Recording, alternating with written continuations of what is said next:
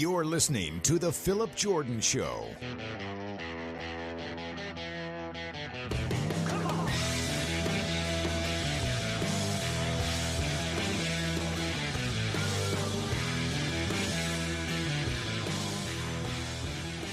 What's up, everybody? Welcome into the Phillip Jordan Show. I'm your host, Phillip Jordan, for Last Word on College Football and 96.9 The Legend in Dothan, Alabama. We're having an in-studio host and producer, Dothan Woods Football. Welcome into this special Saturday morning live edition of the Phillip Jordan Show. Good Saturday morning to everyone out there. As you can tell, if you're checking out over on YouTube, over at the Phillip Jordan Media YouTube channel, or on the Phillip Jordan Show Twitter account. If you're watching there, as you can see, you're just seeing the Phillip Jordan Show logo on the screen. We're not doing full-on video with this one, just audio, since it's just me.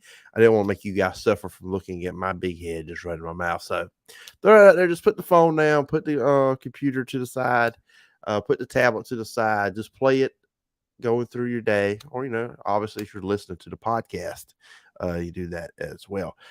Going to talk about a lot of stuff here. And the reason why I'm doing this Saturday morning show, because I try to keep the podcast to a certain length. And be honest with you, too early this week, I went over where I usually like to go. I like to keep the show 30 to 40 minutes. We went beyond that. And what we're going to talk about here are some stuff that I would have talked about toward the end of Thursday's show. But the conversation with Kevin, which is always great, went about 46 minutes. I said, you know what? I'll take this and I'll do a Saturday morning show. We got a lot of spring games coming on Saturday. We had the Florida spring game on Thursday night. Miami's was on Friday night, last night. And it's something else I wanted to do, because anybody who's followed me long enough knows how much I'm not just a college football guy, I'm just a football guy. And the USFL kicks off, and of course, the Birmingham Stallions, defending champions, start the defense of their crown on tonight, Saturday night. So I'm going to talk about that at the end of the show. I will do some USFL previews, give my prediction, MVP for week one, just kind of stuff like that.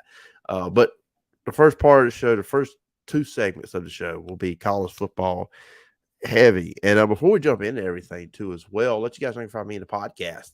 You can find me on social media at PJordanSEC. Podcast available on all your favorite podcast platforms, Apple Podcasts, Spotify, just wherever you get your podcast. The Phillip Jordan Show is there. Please, on Apple, follow, rate, and review. If you leave a review, I will read it on a future edition of the show. And of course, YouTube, the Phillip Jordan Media YouTube channel. Of course, that's where we're live at right now. Please hit the subscribe button, hit the bell for all notifications, and also leave a comment on the video, whether you leave it right now as we're live, or maybe down the road, you're checking us out later and you got a question popping in there. I'll get to it on a future edition. If you put one in here today, either here on YouTube or on Twitter, I will post those. I will talk about them here toward the end of the show if you have a question there. And as always, you can read all my written work over Last Word on College Football, and you can email me, sports.philipjordan@gmail.com. So you're here to hear some football talk. So let's jump into it. Florida had their spring game on Thursday night. The Florida's team really haven't previewed. And I'll be honest with you, when we get into Saturday slate, I'm not going to give a takeaway, a preview, or what I'm looking for every spring game that's being played on Saturday. We're going to hit the big ones. And, of course, there's some of these teams we've already previewed here on the show.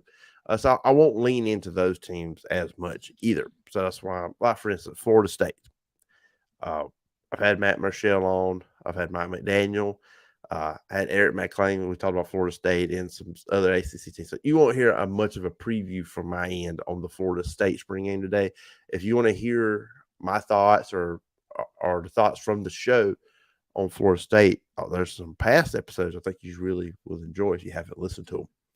But let's jump to it. Florida spring game on Thursday night. Of course, Billy Napier, this beginning of year number 2, they're in Gainesville for him. Did not go last year as they would hope. 6-7 on the year. I don't really pin the bowl game too much on them or on the team. Without 25 players, you're down to your third-string quarterback. Of course, Anthony Richardson has left the team. We're not going to get into the situation of the second-string quarterback.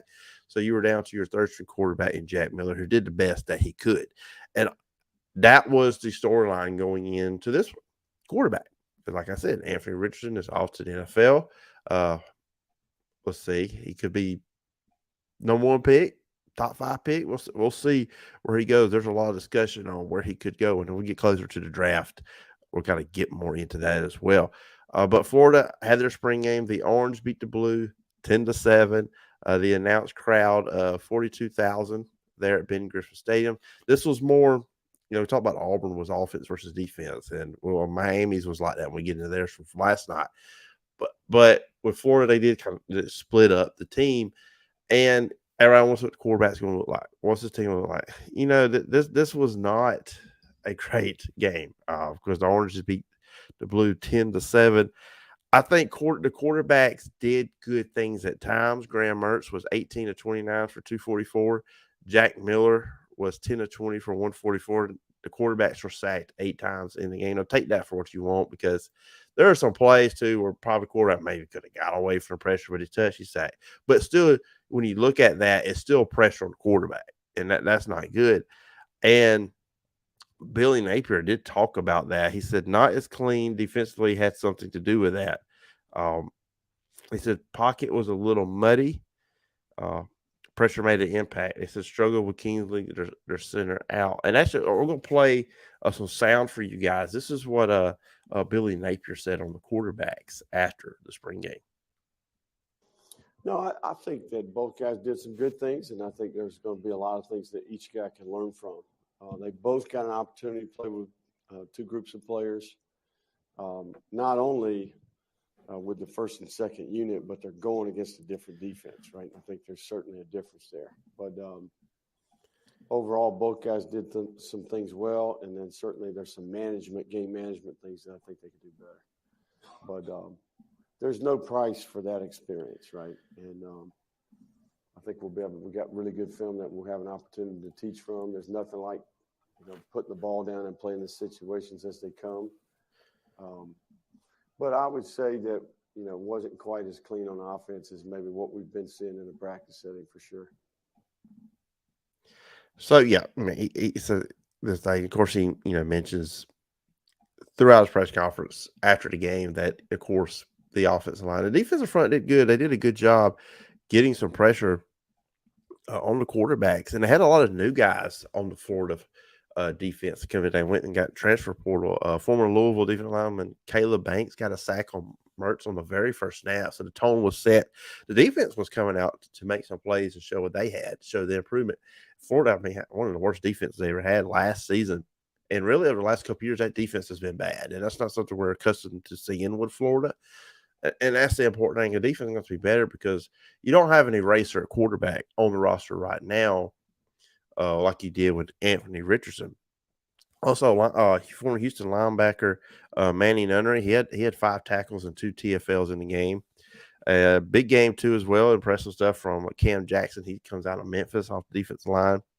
And former Michigan State linebacker Deuce Spurlock had 8 tackles.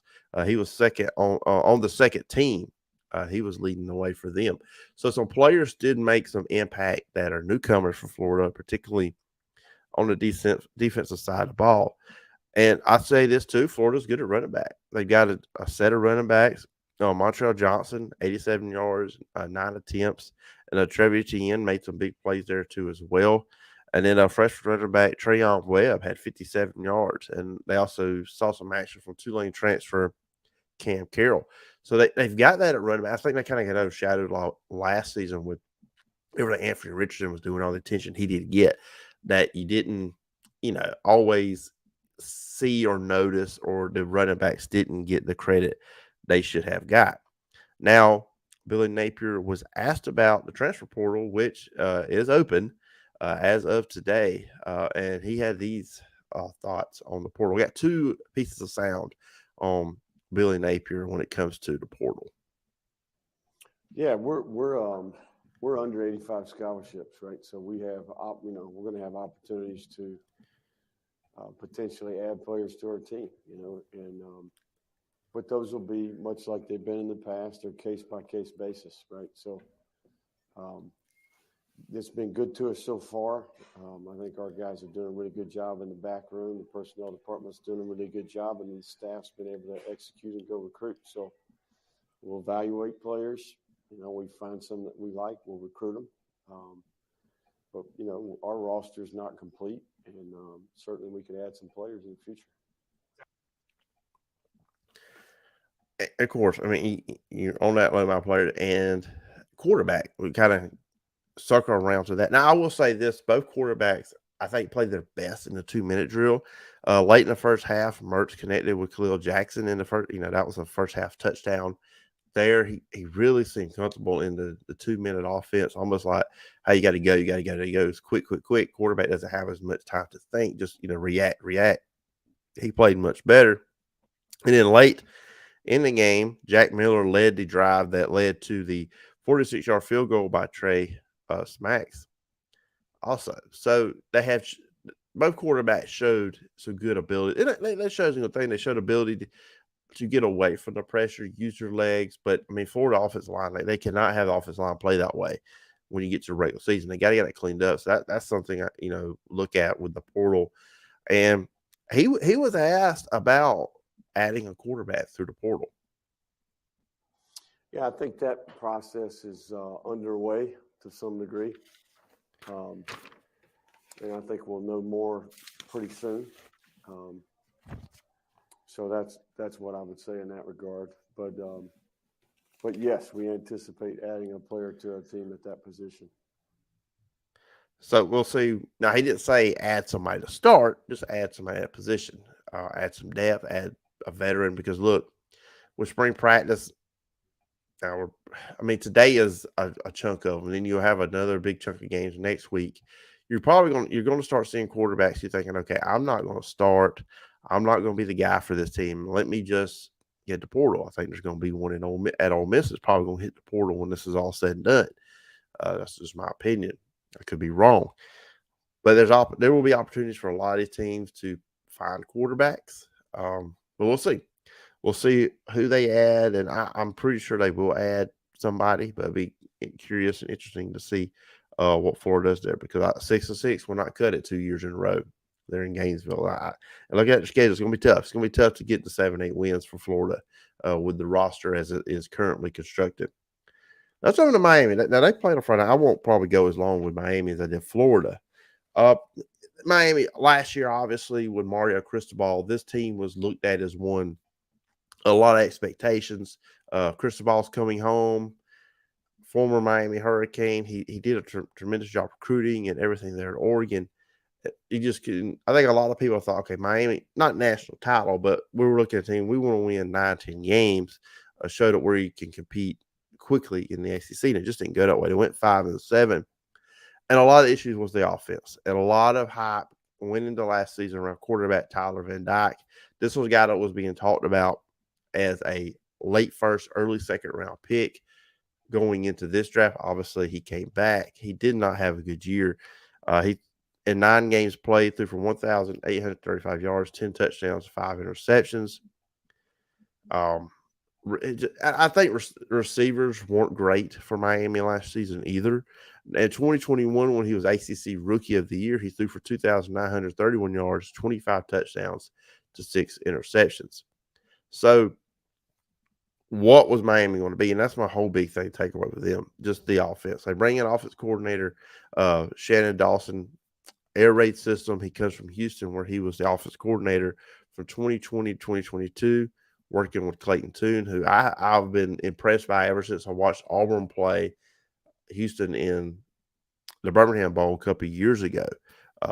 Tremendous pro-style quarterback. You see that with Tyler Van Dyke as well. He played really well on Friday night. He was 13-19, 184, 1 touchdown. That's all in the first half. Second half, they did thud tackling. It didn't tackle, basically. So really what you want to see came there in the first half.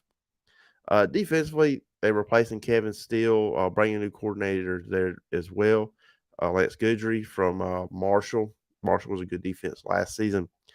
Last season, the Hurricanes gave up 375 yards a game, 65th in the country. Points per game, they gave up around 27 points. I want to get that down, obviously. But the big takeaway here with Miami, and the Orange beat Dwight 34-23. Like I said, no tackling in say a half.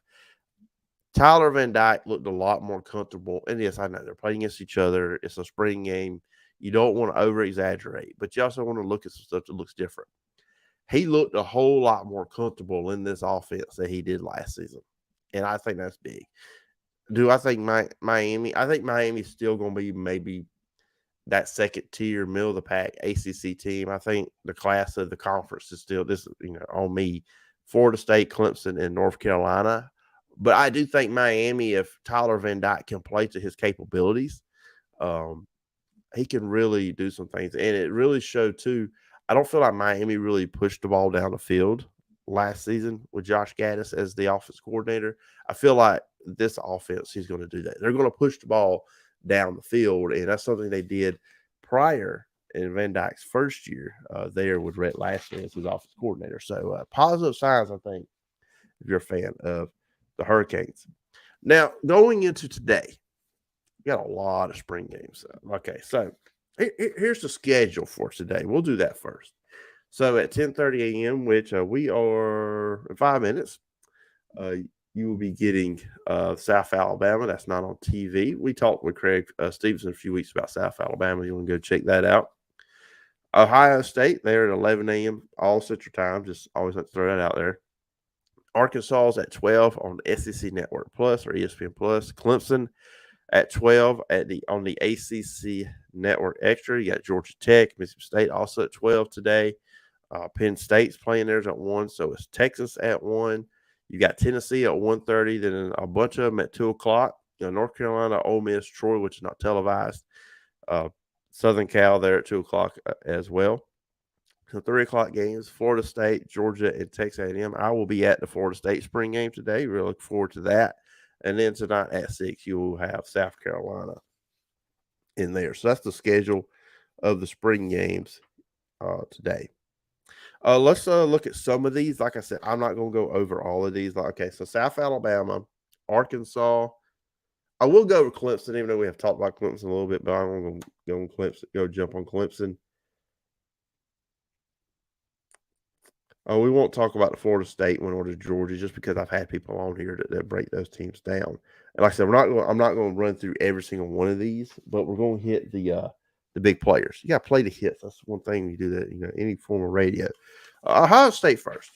So, and the way they're springing and be set up as offense defense. I'm scheduled to be joined. We mainly keep the college football conversation in the Southeast, but Ohio State, they're one of the premier programs, right? So we're going to talk with Jay Stevens from Locked On Buckeyes this upcoming next week about Ohio State, kind of recap their spring and what he learned, what his takeaways were. For Ohio State, and everybody wants to probably just the casual fans. Oh, they lost C.J. Stroud. Let's talk about the quarterbacks. Well, quarterback Devin Brown, who's fighting with Kyle McCord for that start job, will not play in the spring game due to a finger injury. Brown was a transfer from Utah. McCord had got spot duty, backup duty behind C.J. Stroud with 606 yards, 3 touchdowns, 2 interceptions. But the real thing I want to pay attention with Ohio State's offensive line. Doesn't matter who you play quarterback. If you can't block for them, it's not going to matter. They got questions at tackle and at center, both tackle and at center. Paris Johnson, DeJuan Jones, and Luke Whippler, they're all gone. So you're looking to find out who's your right tackle, who's your left tackle. Ryan Day won't even be definitive on that. Who's going to be your center? There's a lot of issues up front. So Ohio State, I'll be looking at offensive line. I did see a quote in an article. Ryan Day said offensive line doesn't have a talent problem, but you do need to find who your guys are going to be at that position. So that'd be interesting to see today. With the Clemson spring game, wide receivers and offensive linemen, they have some of them out. Of course, you will see what offensive coordinator Garrett Riley is going to do. I want to see. It's a spring game, so you're not going to hit quarterback, but to see how much design run, what they do with Cade Klubnik. But I'd say for me, it's receiver. DJ struggled, obviously, and that's why there's a new offensive coordinator there, and he's no longer there either. He's at Oregon State as DJ. And a lot of the blame of the offense went to him, yes, and he had some meltdowns. He had some struggles. He had some things he did struggle with there with Clemson. There's no doubt about that. But I also say this. I think when we look at the Deshaun Watson and Trevor Lawrence offenses there at Clemson, that's some pretty good receivers there. And I just don't – Clemson's got to go back and get these elite receivers for these quarterbacks. I think that's a big thing too. Clemson doesn't have a receiver that's going to scare you. They did when Trevor Lawrence and Deshaun Watson were quarterbacks. I think that's going to be a key for them. So I'm going to be looking at receiver today with Clemson. Texas, look, let's just say what it is. We know what storyline here is. It's Quinn Ewers versus Arch Manning. Quinn Ewers did some really good things last year. He was 58%. He needs to improve on that. He has some accuracy issues at times last season. Threw for 2,177 yards. He was out for a few games. Hudson Card had to play 15 touchdowns, 6 interceptions. And honestly, I mean, before he got hurt at the end of the first quarter in Alabama, he was lighting Alabama up. That game probably would have been a lot different. Could have been a lot different had Quinn Ewers not got injured there in the first quarter. Of course, Arch Manning, Peyton and Eli's nephew, everybody wants to see him play. So that's going to be the thing to watch, how both quarterbacks play. How's this competition going? Because it is a competition there. And, of course, Texas is looking to replace running back Bijan Robinson, who rushed for 1,580 yards, 18 touchdowns. So find a replacement there. I mean, that was your best offensive player the last 2 years for Texas. That was where your offense was. Defensively, too, I mean, it's the Big 12. We always joke they don't play defense. With the SEC is getting there, too. But Texas, that's going to be big there. Tennessee. Now, I haven't talked about Tennessee here in these previews during the spring yet, so we're going to jump to now. They play the spring game at 1:30. How does the team handle success? How do they carry themselves today? I'll be very intrigued to see how Tennessee does that. Of course, you are replacing. Look, we all expect Josh Heupel's offense to be really good again. Not to the level it was last season, but you expect to be good. With Joe Milton, he showed he looks the part of the program's quarterback in the bowl game against Clemson. He did also in the finale against Vanderbilt. Now, replacing Hendon Hooker is big, but also replacing Jalen Hyatt. I mean, that was your go-to guy, Blitnikoff winner, caught over 1,200 yards, 15 touchdowns. It's a big play. And also Cedric Tillman. You do bring in Brew McCoy, but finding those other playmakers at the receiver position is going to be really huge there for Tennessee and pass defense. We'll see how that looks. We probably get a great look at that with defense today, but that's just because something sticks out to me with Tennessee. Ole Miss, it's the quarterback battle. I just kind of alluded to them a little bit earlier. Jackson Dart has been getting most of the first team reps. Spencer Sanders is still dealing with the injury. That's why they're and Walker Howard. So they've been doing the second team. So let's just see kind of how the quarterback situation is shaking out there with Ole Miss. And then A&M just I'm just curious. I've been talking about this a few times. Talked about it with Chris Gordy about a month and a half ago. The partnership between Jimbo Fisher and Bob Petrino, the talent's there. I like quarterback Connor Wegman, but they do have to find some stuff at running back. I think they've got the talent at A&M. That talent's not the problem. It's just putting it together and actually being creative on offense is going to be the key. So, one last piece of news, college football wise. I talk about the portal and everything. Auburn defensive lineman Jeffrey Mamba is transferring. He was playing behind Marcus Harris. It's kind of shocking. He wasn't probably going to be a starter there, but he was a guy that was going to be a rotation player. So that is that when it comes to Auburn. And they did lose today Tavarish Dawson, who caught the 39-yard seam pass from Robbie Ashford. And Auburn spring game last week, he is out of Auburn. He is transferring to as well. That news hit this morning. So that's going to do it for college football stuff. So I told you guys on the top I was going to do a quick preview with the USFL season kicking off today. So we're going to do that. But I'm going to take a quick little break. I'm going to play some advertisements for another podcast I do and on one of my friends' podcasts as well.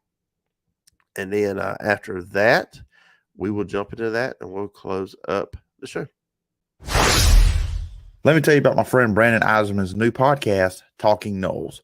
Brandon's keeping the Talking podcast alive. Twice a week, Brandon discusses the latest news in Florida State athletics and interviews people involved with the program. Check out Talking Knowles on YouTube or wherever you listen to podcasts. Now, back to the Phillip Jordan Show.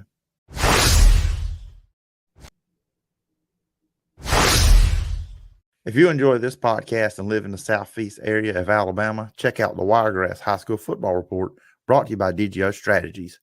During high school football season, I talk with local coaches and look at the biggest stories and games. The show will be returning soon, and you can check it out on Apple Podcasts, the Phillip Jordan Media YouTube channel, or 969thelegend.com. Now, back to the Phillip Jordan Show. This is the Phillip Jordan Show.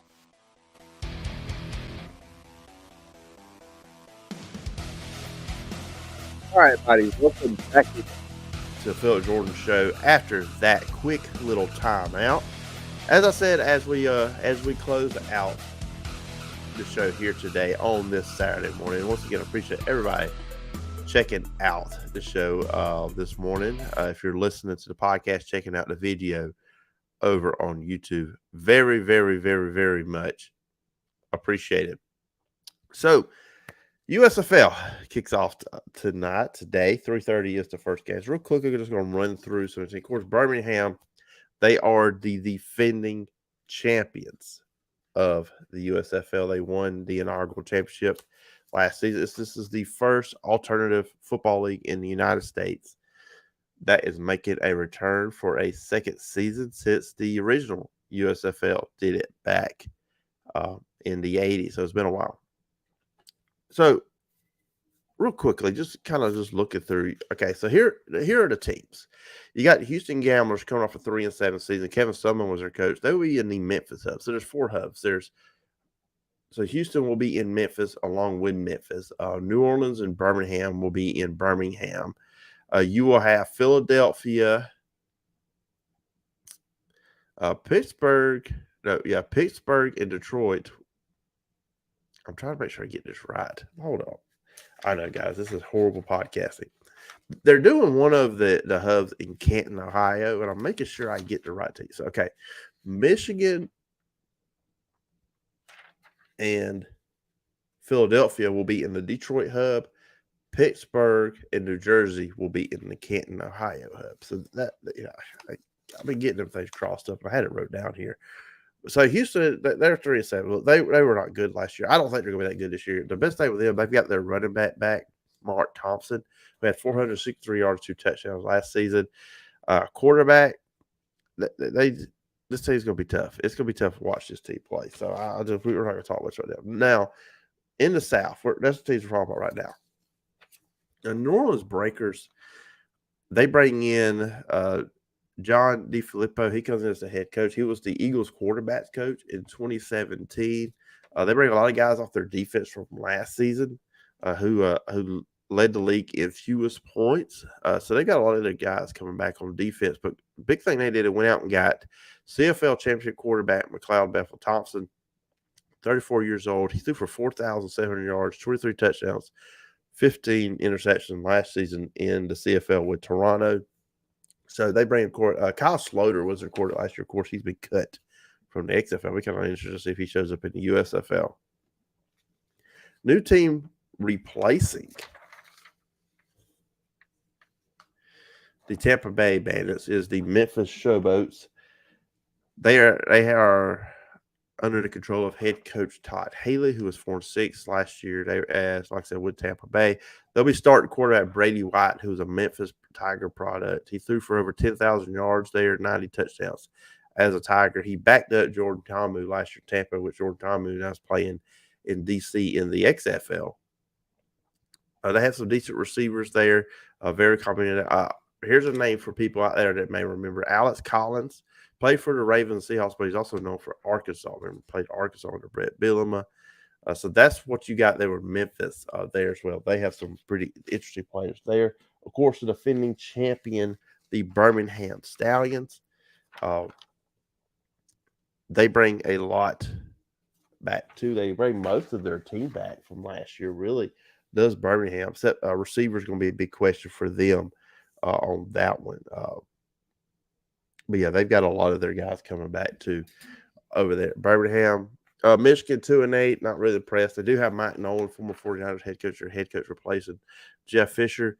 Their quarterback situation interesting. They're bringing Josh Love, who started last season with Pittsburgh and got traded to Michigan during the year. He's healthy, but Carson Strong, who was a guy I remember a couple years ago, was getting a lot of attention with the NFL draft out of Nevada. He is there. I really thought he's going to be the quarterback. That'd be interesting. It's big for him. See if he can get back to the league.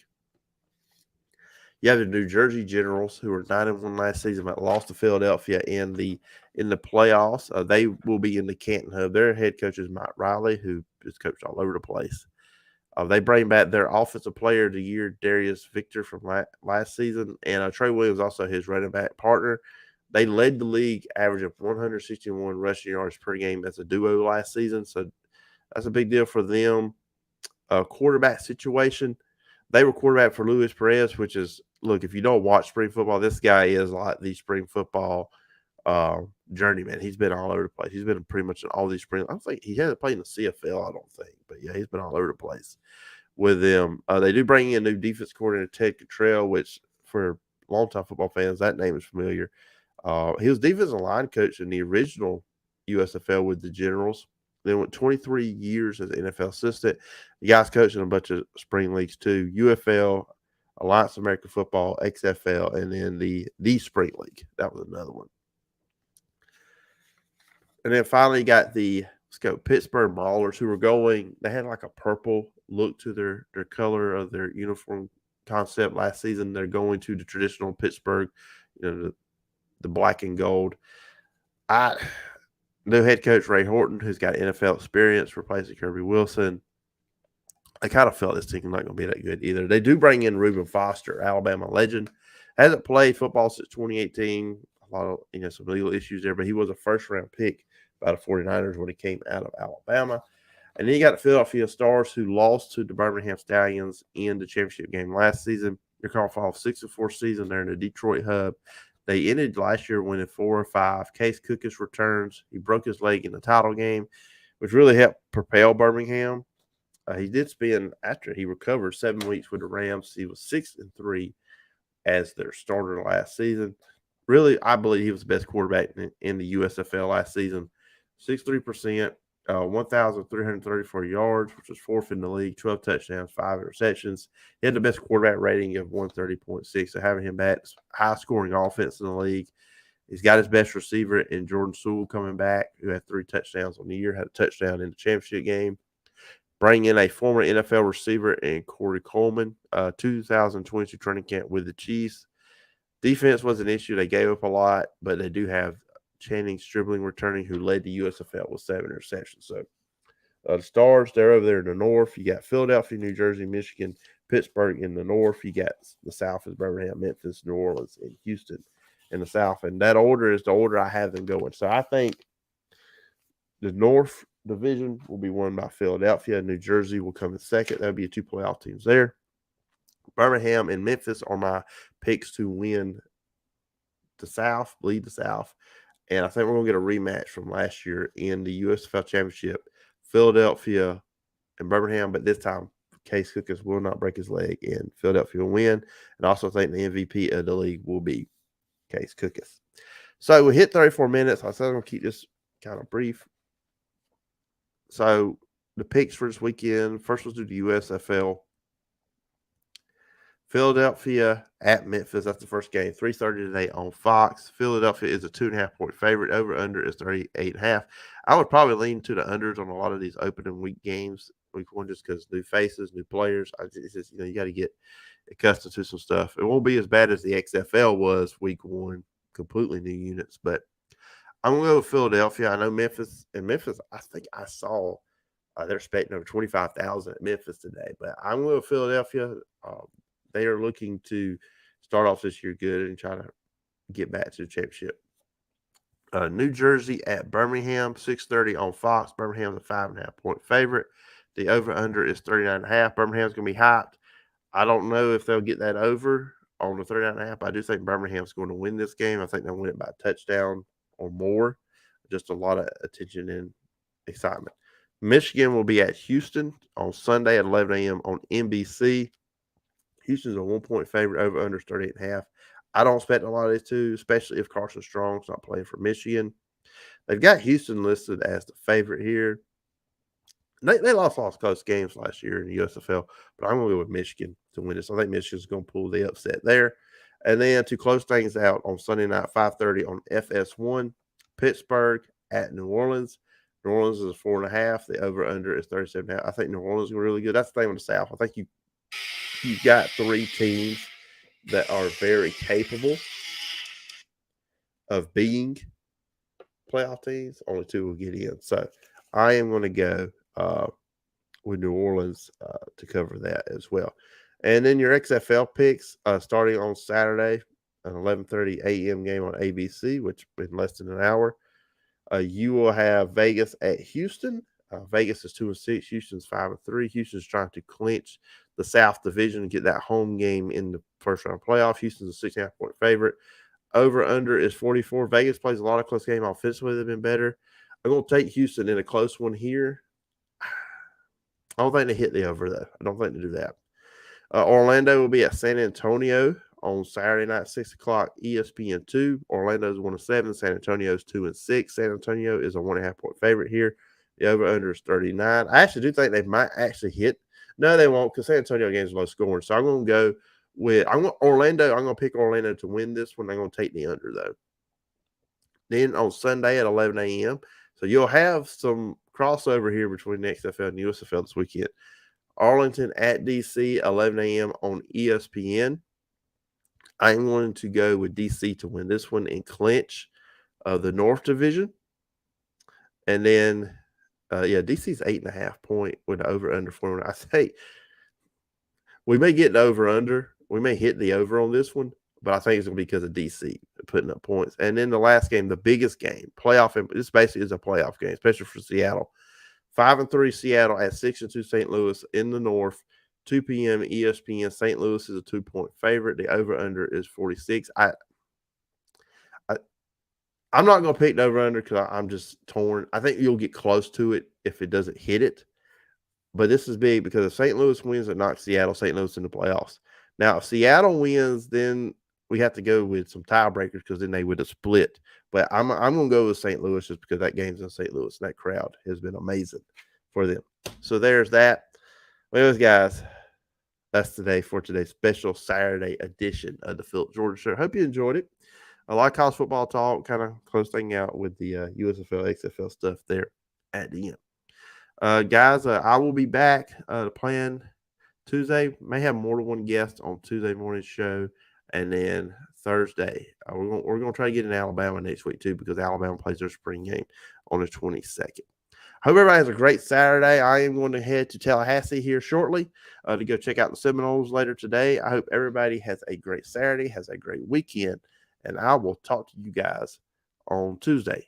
And as always, let kindness be your compass, and you've been watching and listening to the Phil Jordan Show. Thanks for listening to The Phillip Jordan Show. Subscribe to the audio podcast on Apple Podcasts, Spotify, or wherever you listen to podcasts. You can watch the show over at the Phillip Jordan Media YouTube channel. Got a question or topic idea? Email the show at sportstalkphillipjordan@gmail.com. Join us next time for more great football talk.